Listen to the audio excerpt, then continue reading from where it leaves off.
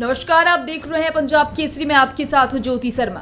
Canada में भारतीय उच्चायुक्त संजय कुमार वर्मा ने इस तथ्य पर आपत्ति जताई है कि कनाडा की धरती पर खालिस्तानी आतंकवादी हरदीप सिंह निज्जर की हत्या की जांच के बावजूद नई दिल्ली को दोषी ठहराया गया था।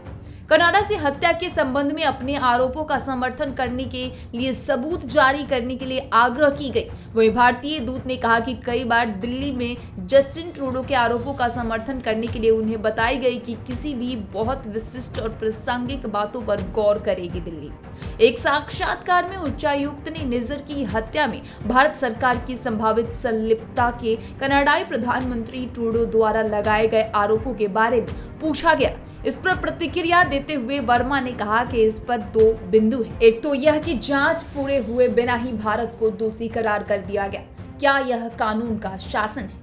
यह पूछे जाने पर भारत को कैसे दोषी ठहराया गया? उच्चायुक्त ने कहा क्योंकि भारत को सहयोग करने के लिए कहा गया था। और यदि आप विशिष्ट आपराधिक शब्दावली को देखें तो जब कोई सहयोग करने के लिए कहता है तो इसका मतलब है कि आपको पहले ही दोषी ठहराया जा चुका है और बेहतर होगा कि आप सहयोग करें। भारतीय दूत ने कहा कि इसलिए हमने इसे बहुत अलग व्याख्या में लिया, लेकिन हमने हमेशा कहा कि अगर कुछ विशिष्ट और प्रासंगिक है तो हमें बताया गया है, इस पर हम गौर करेंगे।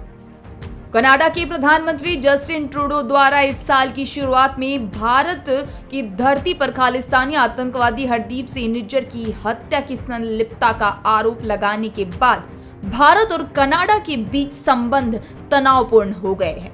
निज्जर की 18 जून को कनाडा के सरे में गुरुद्वारे के बाहर गोली मारकर हत्या कर दी गई। भारत ने आरोपों को खारिज कर दिया था और उन्हें बेतुका और बेबुनियादी कहा था और ओटावा द्वारा एक वरिष्ठ भारतीय राजनयिक को छोड़ने के लिए कहने के बाद जैसे को तैसा कदम उठाते हुए एक कनाडाई राजनयिक को निष्कासित कर दिया गया था।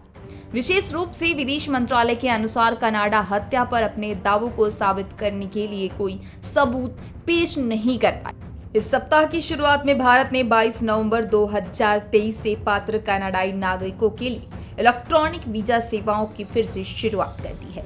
यह भारत द्वारा पिछले महीने सुरक्षा स्थिति को समीक्षा करते हुए 4 श्रेणियों के लिए कनाडा में वीजा सेवाओं को फिर से शुरू करने का निर्णय लेने के बाद आए हैं।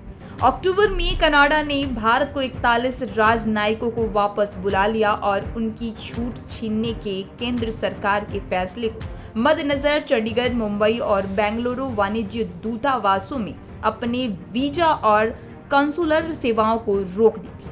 ऐसे तब हुआ जब नई दिल्ली में भारत ने राजनयिकों की असंगत संख्या पर ओटावा को अपनी चिंताओं से अवगत कराया और राजनयिक ताकत ने समानता की मांग की।